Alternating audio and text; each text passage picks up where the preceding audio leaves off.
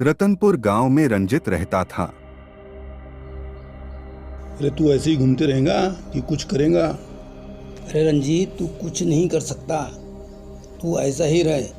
तेरे में कोई क्वालिटी नहीं है। लोगों से बहुत परेशान होकर अपने गुरु के पास गया। रंजित ने गुरुजी से कहा, गुरुजी, मैं बहुत परेशान हूँ। मुझे अलग अलग तरह के लोग अलग अलग की बातें कहते हैं। कुछ लोग डराते हैं, कुछ लोग कूच करने से रोकते हैं, टोकते हैं। कुछ बोलता ही मत करो।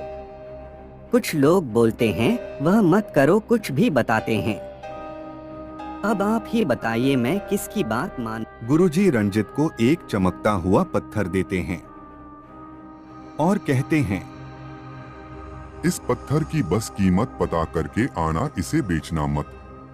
रंजित सोचता है, गुरुजी जैसा बोल रहे हैं वैसा करके देखता हूँ।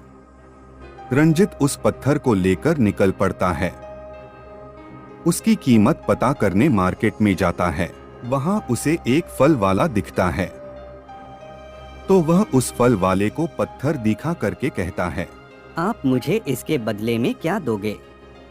फल वाला उस पत्थर को देखता है और सोचता है, पत्थर तो बढ़िया चमकीला दिख रहा है, तो वह कहता है, मैं इस पत्थर के बदले में आपको 2 किलो सेब दूंगा। तो रंजित कहता है, मुझे नहीं बेचना। ऐसा कहकर आगे निकल जाता है। आगे उसे एक सब्जी वाला दिखाई देता है। रंजित उससे भी पूछता है, भैया, आप इस पत्थर के बदले मुझे क्या दोगे? सब्जी वाला उस पत्थर को देखता है और कहता है, इसके बदले में आपको 10 किलो आलू दूंगा। रंजित पत्थर उसको भी नहीं बेचता और आगे बढ़ जाता है। थोड़ी दूर आगे उसको एक सुनार की दुकान दिखाई देती है। रंजित सुनार के पास जाता है और सुनार को पत्थर दिखाकर पूछता है, इसकी कीमत कितनी है? सुनार उस चमकीले पत्थर का निरीक्षण करके भौचक्का रह जाता है और पूछता है, इतना कीमती रूबी तुम्हें कहां से मिला? मैं तुम्हें इसके बदले 50,000 रुपए दूंगा। लेकिन रंजित को गुरुजी की बात याद आती है। इस पत्थर को बेचना नहीं है। इसलिए रंजित वहां से भी आगे बढ़ जाता है। आगे चलकर रंजित को शहर के सबसे मशहूर जोहरी का ऑफिस दिखाई देता है। रंजित ऑफिस में चला जाता है और जोहरी को उस पत्थर के बारे में पूछता है। इसकी क्या कीमत हो सकती है? जोहरी उस पत्थर को देखकर दंग ही रह जाता है। उस पत्थर को बढ़िया लाल कपड़े पर रखकर रंजित से कहता है, यह पत्थर तो बहुत ही अनमोल है। मैं इसके तुम्हें कई करोड़ों रुपए दे सकता हूं।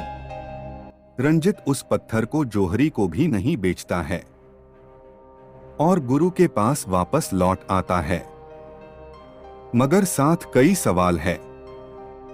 तब साधु उसे समझाता है, रंजित, तुम अपने साथ एक बेशकीमती हीरा लेकर चल रहे हो, लेकिन लोग अपने हिसाब से उसकी कीमत लगाते हैं। 2 किलो सेब, कोई 10 किलो आलू, कोई 50,000 रुपए, तो कोई करोड़ों रुपयों की कीमत लगाएगा। ऐसे ही लोग भी तुम्हें अलग अलग तरीकों से आंकेंगे। अब यह तुम्हारे ऊपर है कि तुम किसके साथ हो, और तुम्हारा नजरिया भी वैसा ही बन जाएगा। इस कहानी की सीख, हम भी ऐसे कई लोगों को मिलते हैं। ऐसे ही कई लोग हमारे आसपास भी मौजूद हैं, जो हमें कहते हैं कि तू कुछ कर नहीं सकता, तुझ में टैलेंट नहीं है, तू असफल हो जाएगा। और हम उनकी बातें सुनकर अपनी जिंदगी उनके हिसाब से जीते हैं। हमारी सोच उनके सोच के हिसाब से काम करती है, लेकिन हम यह भूल जाते हैं कि यह उनकी सोच है, हमारी नहीं। हम में टैलेंट है, पोटेंशियल है, काबिलियत है। हम हर काम करने के लिए सक्षम है। और हमारी जिंदगी हमारे हिसाब से चलनी चाहिए। किसी और को पता हो ना हो, हमें अपनी कीमत पता होनी चाहिए। यह मत भूलिए, हम अपने आप में चमकते हुए हीरे हैं।